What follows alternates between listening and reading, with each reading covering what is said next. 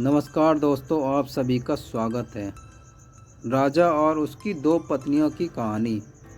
एक राजा था और उसकी दो पत्नियां थीं। एक बहुत काली थी और एक बहुत गोरी थी।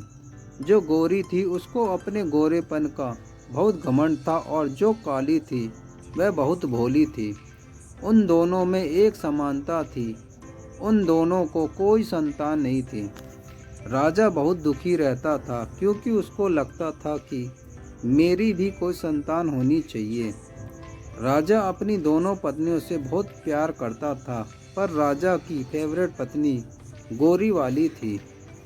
लेकिन उसने कभी भी दोनों पत्नियों में भेदभाव नहीं किया।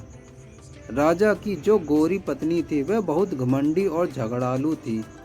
घर के सब काम राजा की काली पत्नी से करवाती थी और वह बेचारी सब काम कर लेती थी, पर राजा को कुछ नहीं बताती थी।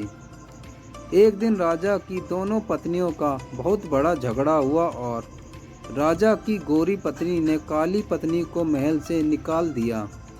काली रानी ने राजा को सारी बातें बताई और राजा उसे कहने लगा कि मैं तुम्हारे लिए अलग महल बना दूंगा, तुम उस महल में रहना। फिर राजा ने महल के सामने छोटा महल बनवाया और उस घर में काली रानी को रहने बोला। एक दिन राजा दूसरे राज्य में घूमने के लिए जा रहा था, तो उसने अपनी दोनों पत्नियों से कहा कि तुम दोनों को क्या क्या सामान चाहिए, मुझे बता दो, मैं तुम दोनों के लिए लेके आऊँगा। तब राजा गोरी पत्नी के पास गया और उसे कहने लगा कि तुम्हें बाजार से क्या चाहिए। तो वह बोली, मुझे मेकअप का सारा सामान चाहिए।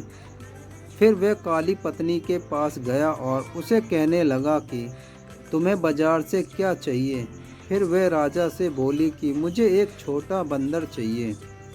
वह बोला कि ठीक है, मैं लेकर आऊँगा। कहकर राजा वहाँ से चला गया। अगले दिन राजा दूसरे राज्य गया और उसने वहाँ से सारा सामान ले लिया और अपनी दोनों पत्नियों को उनका सामान दे दिया। राजा की काली पत्नी उस बंदर को देखकर बहुत खुश हो गई। वह बंदर उस रानी का सारा काम करता था, उसके साथ खेलता भी था। वह काली रानी उस बंदर को अपने बच्चे जैसा प्यार करती थी। एक दिन अचानक काली रानी बहुत बीमार हुई, पर उसे देखने राजा नहीं आया।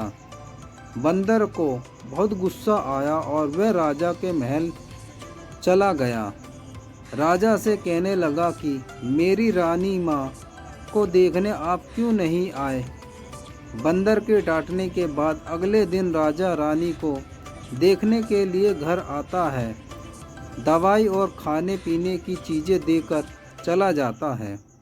वह रानी उस बंदर को बताती है कि मुझे संतान होनी चाहिए थी। वह बंदर उस रानी को बोलता है कि आप टेंशन मत लो, आपको संतान जरूर होगी, मैं भगवान से प्रार्थना करूंगा। अगले दिन वह बंदर घर से गेहूं का आटा लेकर मंदिर जाता है और गेहूं के आटे को गूंथता है और उसमें 2 आंखें, 1 नाक, 2 हाथ, 2 पैर ऐसे बनाता है और भगवान से प्रार्थना करता है। भगवान उस बंदर की प्रार्थना सुनकर उस आटे के गोले को एक छोटा बच्चा बना देते हैं और वह बंदर उस बच्चे को देखकर बहुत खुश हो जाता है। बच्चे लेकर काली रानी के गोद में दे देता है। काली रानी उस बच्चे को देखकर बहुत खुश हो जाती है, बंदर का शुक्रिया करती है। राजा को जब खबर मिलती है कि काली रानी को बच्चा हो गया, राजा बहुत खुश हो जाता है। उसकी खुशी का कोई ठिकाना नहीं रहता। ढोल निगाड़े लेकर रानी के घर जाता है, उसे महल आने के लिए कहता है। काली रानी खुशी से अपने बच्चे को लेकर महल जाती है और राजा उस गोरी रानी को घर से निकाल देता है और काली रानी को अपने पास रख लेता है।